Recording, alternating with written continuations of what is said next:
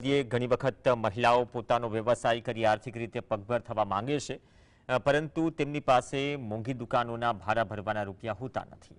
આ સ્થિતિમાં વલસાડની ગૃહિણીઓએ કમાણીનો એક નવો માર્ગ અપનાવ્યો, જેમાં મોંઘા બજારના બદલે આ બહેનોએ વુમન્સ પાવર એક્ઝિબિશન દ્વારા પોતાની આવક અને ઓળખ બંને ઊભી કરી। દિવાળીનો તહેવાર આવતા જ બજારોમાં તેજી જોવા મળે છે, જે નાના મોટા વ્યવસાયકારો માટે ઉત્સવ સમાન હોય છે। પરંતુ ઘરે બેસીને નાના વ્યવસાયો કરતી મહિલાઓ માટે આ અવસર ખાસ છે।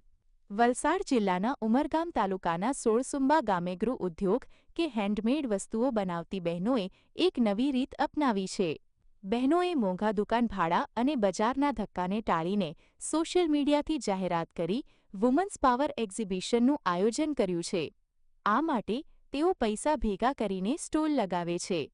લેડીઝ લોકો પોતાનો બિઝનેસ ઘરેથી કરે છે, એ લોકોનું હુનર બહાર લાવવા માટે અમે આ રીતનો બિઝનેસ કરીએ છીએ, એક્ઝિબિશન કરીએ છીએ, જેમાં પોતાનો બિઝનેસ હવે કરવા માટે હવે દુકાન હોય તો દુકાનના અંદર ભાડા ભરી નહીં શકતા હોય, ઘરેથી જે કરતા હોય તો તે લોકોને બહાર એ લોકોનો હુનર બતાવવો હોય અને પોતાનો બિઝનેસ વધારવા માટે અમે આ ટાઈપનો એક્ઝિબિશન કરીએ છીએ। આ પ્રદર્શનથી તેઓ લોકો સમક્ષ પોતાની ઓળખ ઊભી કરી શકે છે।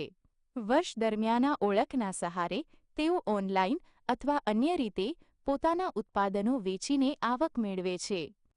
તો લેડીઝ લોકો ઘરે બેસીને બિઝનેસ કરી શકે એના માટે લોકો એક્ઝિબિશન રાખે છે। મને ખૂબ સારું લાગ્યું ને મારું કહેવાનું એવું છે કે તમે એ લોકોને સપોર્ટ કરો તો વુમન્સ લોકો પણ આગળ આવે, એ લોકોને બી સપોર્ટ મળે। એ લોકો દુકાનો નાખી નથી શકતા તો એ લોકો એક્ઝિબિશન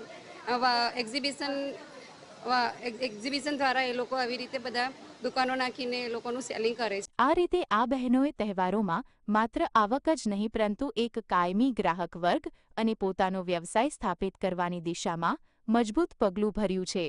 રાજેશ પાવસ્કર, GSTV, ઉમર।